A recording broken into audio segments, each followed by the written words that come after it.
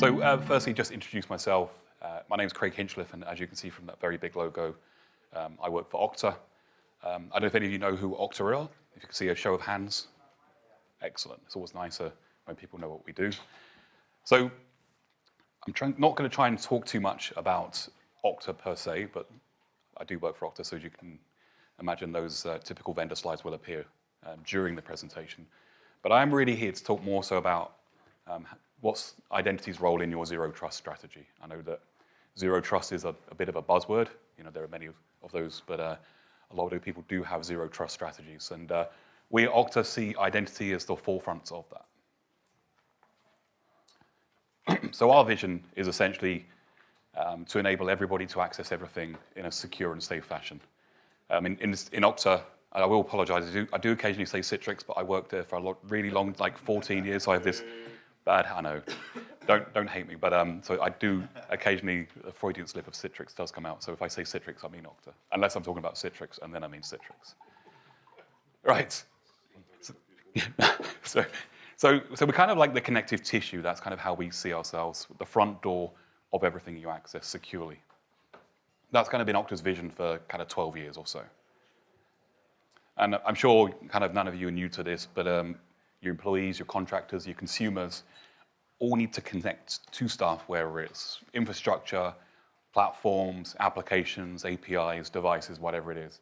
What we've really seen from an Okta perspective, and actually even at Citrix we said this, we're starting to see people as the new perimeter. Stop thinking about the location as the security perimeter, more so the person. And at that point, how do you put the security around the people? So at Citrix, they called it the software-defined perimeter, which was the person. Essentially at Okta, we think about how we put the people as that proximity and put identity around that, knowing about who they are, where they are, and applying a zero trust methodology as we do that. This is kind of interesting. Again, back in my days of Citrix, we always used to talk about security and user experience. I hope I'm not talking for all of you, but most security people don't really care about user experience, or didn't in the past. I know that might be a bit contentious, but it was always seen as you either get security or user experience. You can never get both. And now you're adding to this agility. So enterprises are seeing this pressure where you go, I need to give my employees a great user experience, but I also need to be secure. And so, you know, as part of this, from taking an identity-first approach, if any of you have used Okta, hopefully you'll realize that this is something that we kind of, you know, play very nicely into. We can kind of give that great user experience, but also ensure that it's incredibly secure, you know, with new stuff that we do around removing passwords completely, and also having the agility to kind of move around from device to device, you know, whether that's working from home or in different locations. So it's really kind of something that Okta prides itself on having that kind of approach where we can give a great user experience, but also ensure that we're naturally secure. It's like secure by design, to steal an old Citrix phrase. Everybody loves the Gartner slide. I'm not sure if it's Gartner or somebody else, but what you will see is that you're starting to see this where people are now the forefront of everything that people are thinking about. How do I ensure that my employees, my users, my consumers are safe? And how do I put security and apply zero trust to that? So you can see Steve from NTT is now talking, he's actually using Okta words there without us prompting him, where he's now seeing identity as a new perimeter.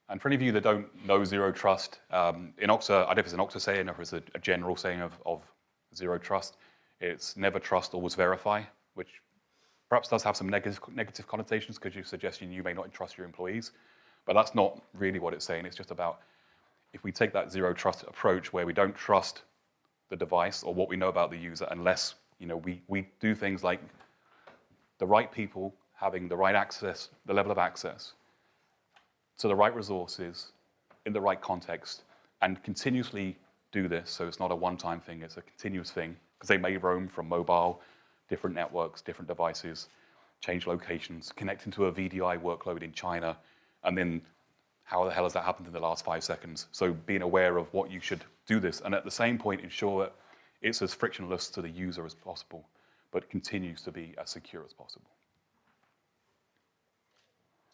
So as I say, Okta, we do believe that identity is the new perimeter by putting, and you can think about this, you know, from the things that identify you as a person are things like driving license, passports, your DNA, your face, fingerprints. Your credit cards have no association to you. So if you think of the old smart cards, there's nothing to prove that I am that smart card because there's nothing that physically ties me to it. It's the same with bank cards. There's nothing that physically ties me to that. Whereas if you start to put that around the person, and at Okta we have this capability called Okta Verify, which is enrollment of a device using things like biometrics. We can essentially remove the ability to use passwordless. And we then use that device with biometrics as an example to then authenticate that user. So you remove the ability to do passwordless? We know, we enable, we do passwordless. We don't remove the ability. That wouldn't be a really good message, no. Exactly. Yeah, sorry. So to be clear, we remove passwords, any passwords that are needed, unless you're logging onto a direct Windows machine. Okay, that's our final hurdle that we will hopefully address next year. So as it's no surprise, I'm sure everybody loves a few statistics. You can see here from left to right that over 70% of breaches involve stolen or weak credentials. 91% of phishing attacks target credentials. And my favorite one, because my wife does it, is the reuse of passwords. So, and some people call this single sign-on because you're using one username and one password. That's not single sign-on. That's sorry. Right, same sign-on.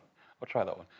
So, and I do nag my wife a lot about this because she's using my AWS, or sorry, my Amazon login, which has got my credit card attached to it, and she's using the same. I probably shouldn't tell you this because you're going to try and hack into my. Yeah. So, but again, I'm sure it's no surprise of these statistics. So at Okta, kind of, one of the things we talk about is kind of how can you adopt zero trust when it comes to identity. And again, this is kind of information that we've done by surveys, I think, of the same one that we mentioned with Steve. So again, it also always dumbfounds me on the next piece, but a lot of customers are kind of, they're Active Directory, there's no connectivity. I've spoken to a few people the last few days, actually, or today and yesterday, where they've got no connectivity between their on-premises infrastructure and their cloud services. So for example, Salesforce, which needs a username and password, and they've got an Active Directory account, and they've also got Workday. They're not thinking about how they manage all of those. They're just kind of disperse, and they've got lots of usernames and passwords. This is the one that kind of blows my mind. In fact, I was helping a customer recently. A lot of customers still don't have MFA, so multi-factor authentication, in as part of their identity strategy. So just under 50% of customers do plan to do this over the next 12 to 18 months. I'm sure you're probably familiar with some breaches that just recently happened with some customers who had some password spraying challenges. And so it just kind of amazes me. It doesn't take long to implement MFA if you're using the right technology. And then you kind of see this kind of concerning thing where they're kind of aiming to introduce multi-factor across small groups, which isn't really solving the problem because your attack surface is 100%, not 38%. So then when it moves to things like single sign-on, not same sign-on, so we do see some increases here where organizations have implemented some form of single sign-on, but actually when it comes to what they're doing for external users, partners, contractors, they're not doing this for those. It's only 16%. And again, this kind of goes back to the whole versus the percentage of. And then kind of context-based, multiple factors, automated provisioning. So we call it JML, not to be confused with the cleaning cloth. So joiner, mover, leaver. So it's how you transition people as they start. So we call it birthright access. What do they have access to? How do we ensure their accounts are provisioned? How do we ensure they've got the right access? And as they transition through the group, through the business, what groups are they added to or removed from? And what access is added or removed as they transition through the business? And of course, lastly, when they exit the business. I was at another event last week talking about education. And education didn't seem to care too much about security until we started talking about exam papers. And the teachers who had left the school still had access, or the university still had access to the exam paper because they were using usernames or passwords. It was not managed in any way. They still had access to the document. And so I asked him what would it mean if that exam paper was leaked. And the reputational risk then kind of flagged up some concerns for him. So it's the joiner, mover, leaver is a very important part of the the zero trust, because obviously putting multi-factor in front of something is great. Enabling single sign-on as part of that is fantastic. But if you're not cutting off the access when they leave, firstly, there's costs associated with that, but there's also the security. And again, if you look at this so only 18% are doing things like provisioning, and about 7% are doing this for external users. So as you can see, there's a lot to do here. And then kind of the nirvana is where everybody maybe wants to be. I've never spoken to anybody somewhere who doesn't want to get rid of passwords. I think it's fair to say, if you look at statistics or data points, if you were to say how many of your support calls are password related, is it fair to say it's 50%? From my previous days, it was around 45 to 50%. Not just Active Directory usernames or passwords, but any, people go on holiday. Security introduces password changes every 30, 60, 90 days, whatever it is, for every single application. People go on holiday, they come back and they've completely forgotten the password they changed just before they went on holiday, or they've written it down on a Post-it note, or something scary like that. So it generates a lot of support calls. So when you start to remove the password, not only does that improve your security posture, but it also gives you additional benefits, whereas you're going to reduce your help desks by 40, 45%, which now means what can those people that were doing those password resets, what can they be doing? Could they, I don't want to say repurpose is probably the right word, move them into a different part of the business doing something other than resetting passwords? Or can you accelerate some kind of project? Maybe they can help on doing something like that. So there's additional benefits to that. Like I say, and going completely passwordless, so this is the final hurdle when you actually log into, in our case, Okta, you still, as of 6 months ago, needed to use a username and password. Once you were in, you had single sign-on to every resource, and you could do multi-factor and all that kind of good stuff. But now, at Okta, we have the ability to do completely passwordless with Okta Verify. So the user never, ever, ever has to enter a password ever again. So you can change the passwords, it doesn't matter, because they'll never be changed because the user never be prompted because they're never entering that password. And around 8% have implemented. Hopefully, as no surprise, Okta are completely passwordless themselves. We eat our own dog food or drink our own champagne, whatever is the right phrasing. And so that's kind of just a kind of a journey of what we're seeing. The nice thing about what Okta does, and I think it's on the kind of the next slide, it's a very pretty slide, is we can address all of these challenges. Say, if you know Okta, you probably may know it from single sign-on. That's where they started 12 years ago. But I think the more interesting thing is, I don't know how well you can see this, but the second one in says Universal Directory. So what we do is we have essentially a Universal Directory, a meta directory. We treat everything as an application, whether it's Active Directory or LDAP, or whether it's an application like Workday. We can pull information into Universal Directory, and then we can do lots of magic with spell. No pun intended there, actually, but spell is an expression language that enables us to transform information. So instead of you having to fix stuff on your 20, 30 Active Directory domains, we can actually change it in the Universal Directory as it hits our directory. So an example would be, maybe your email address is craig.hinchliffe@domain.local, but your actual Office 365 domain is craig.hinchliffe@okta.com.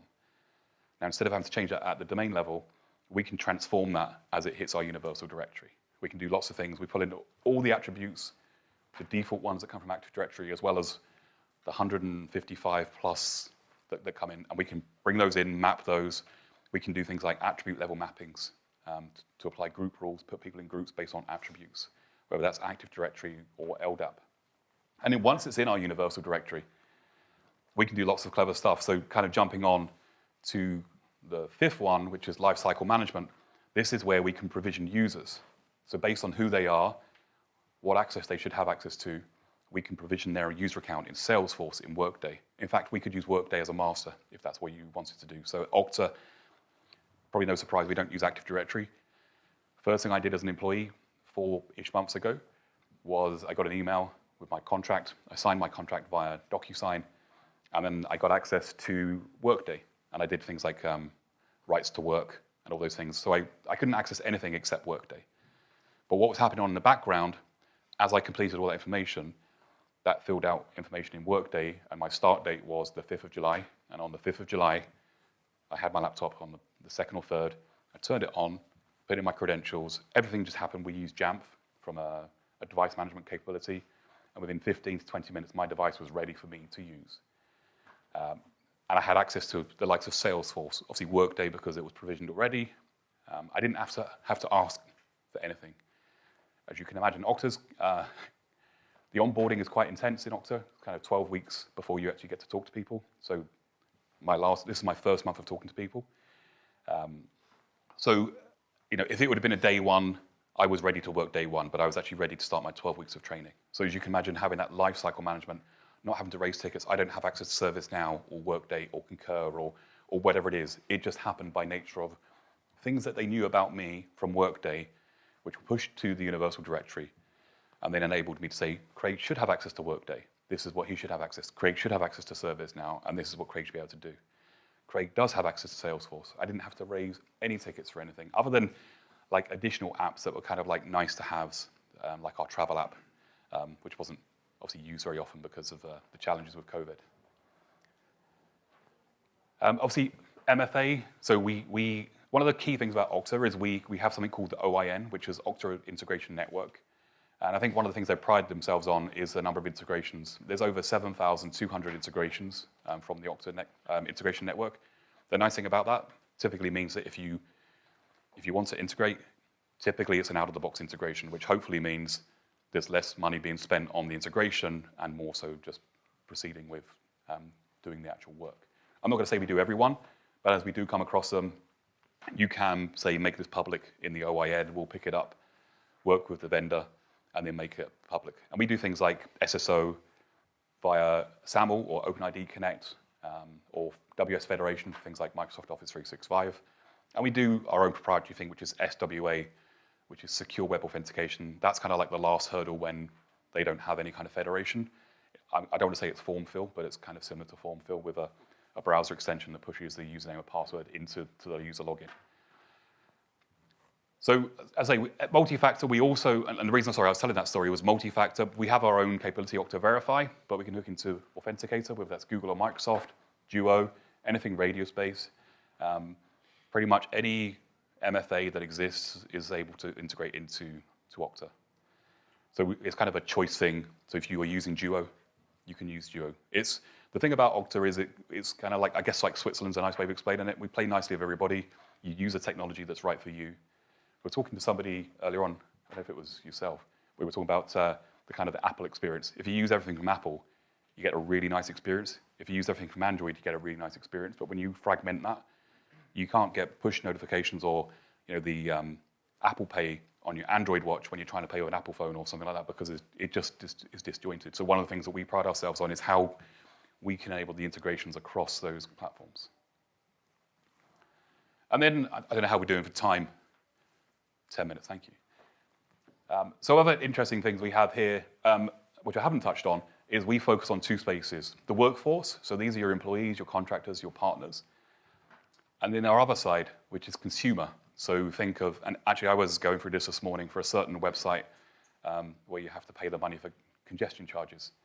I don't know if any of you have ever tried to register with that website. It is not the most pleasant experience. I actually spent about 10 minutes just trying to do a registration. And actually just thought, you know what, I'm just going to go in as a guest and pay it that way. And one of the things about that is that's the challenge with a lot of these websites, is people are building their own identity platforms for the consumers, and they have this very fragmented experience. What you'd hope they want to worry about is the experience of their consumers. So when they log in and use the services, whether that's ordering food or buying clothes, and less so how the user logged in. Of course it's important, but you don't want to spend lots and lots of money building your own platform if there's something out there that already does it.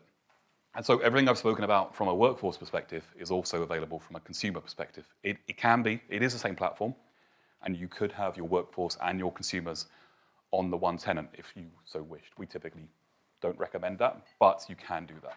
So there is a universal directory. So T-Mobile, which is a publicly referenceable customer of ours, they have 80 million consumers, and every single one of them that logs into T-Mobile is actually logging into Okta. We handle the registration, the identity, if they want to use things like magic links, which is a form of passwordless, where essentially you put in your email address or your username. It sends an email address to you. Sorry, it sends an email to your email address. You go to your email, you click on the link, then that does a federated login and takes you to said service. So all of those users then sit in a universal directory. Peloton, Sonos. I don't know how many of you bought a Peloton during lockdown. I was one of those. Actually, one of those people that also bought a dog. I'm kind of up. My wife was actually blamed for both of those. But yeah, so we bought a Peloton. We also have Sonos. So all of those, when you log into Sonos, when you log into, I think, Spotify as well, Peloton, all of those identity access management pieces from the point you register, enroll, to log in is all handled by Okta. And then once you're into the service, that's just handled by them as a customer, as a business. We've got Major League Baseball, probably is of no interest to anybody, but that's like the FIFA or the FA of UK. So basically it's a place where however many baseball teams are in that you log into that and you can access, and again, I'm no professional expert on baseball, but once you're in there, you can access your favorite team and all that kind of stuff. So lots and lots of customers at huge scale. Like I say, T-Mobile is 80 million. We've also just recently started working with a well-known restaurant, which possibly might do chicken, and possibly might be Portuguese. But anyway, so the point there was they were having challenges around losing business because the registration was just arduous to the TFL point. So they just said, you know what, sod this. And they saw a lot of revenue loss based on registrations. So what we did is we came in, we handled the registration process, and we, hypothetically, they're seeing a huge increase in revenue because they're no longer, so again, all unofficially, the average person may or may not order around £240 worth of chicken a year as an average customer. They may or may not. And so if you can think of losing each one of those, so 10,000 times £240 a year, that's it's a substantial amount of money as you take that into the tens and thousands of consumers. And so with what we did at Okta, we were able to handle that and kind of accelerate the onboarding, and the actual customers would stay sticky because they didn't have to go through those painful enrollment processes. Think about how maybe we can help you there, not just from a workforce perspective. The last piece I'll talk about is kind of two things. Our identity engine, which is our new Okta platform. This is what enables what we call FastPass, what you know as passwordless. And then lastly, the workflows, which is kind of this low-code, no-code approach, where essentially it's kind of if this, then that. And if any of you have got children, the easiest way I explain this is if any of you have seen Big Hero 6? No. Okay, lost the audience completely. Okay. So there's essentially these microbots that he builds, and essentially it's controlled by a neurotransmitter, I think so it's telepathically controlled, right? And these small robots can come together to build anything. What would take humans years to build could be built in seconds. I should do the sequel to this.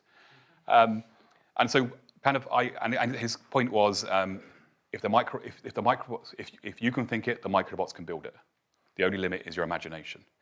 And so the way I talk about this with workflows is essentially, obviously we don't make nanobots or microbots, but we do create workflows that rely on APIs. So if APIs exist, then we can essentially say, if this, and this is an example we actually did for my part of my mock testing at Okta, was essentially contractors. The problem was that contractor accounts were getting deactivated, but the managers didn't know that the accounts were being deactivated. So they had no idea which contractors were still here and which weren't. So essentially what we did as a very simple process was we used an attribute in Active Directory. So in this case, I used job title, and I set that to contractor. I pulled that into Okta as an attribute. And then essentially what I did was, let's look for any active, so obviously we've got a state of active. So it's a select list. So it goes off and says, give me all the users who are active and whose title equals contractor. So now I have my first list. And from that, I can then take another list, basically do a select list on that select list. But this isn't me having to do any of this. This is just workflows automating this. So my next point was, okay, let's get the activated date. That's the day that they logged into the Okta platform. And then so their ask was 30 days. So we took 30 days and go, 30 days from now compared to today, are they in that list, yes or no? So then we were given a smaller list. And then based on that, we then took an action, which was if greater than 30 days, we're going to deactivate the account, which will trigger all the lifecycle management capabilities of Okta.